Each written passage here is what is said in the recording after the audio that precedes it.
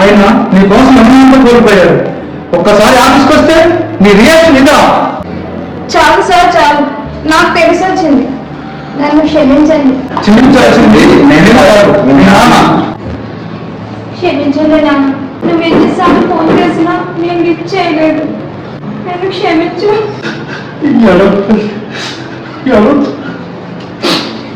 నాన్న, నువ్వు ఎక్కడికి వెళ్ళొద్దు, నాతోనే ఉండు.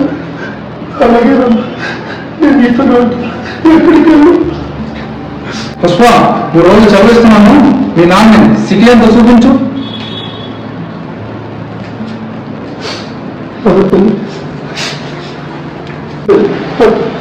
డబ్బులు నీ దగ్గర ఉంచున్నాను. ఉంచు.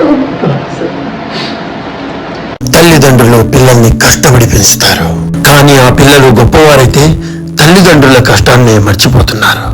సమాజాన్ని మార్చాలంటే ప్రతి ఒక్కరు దీన్ని షేర్ చేయండి.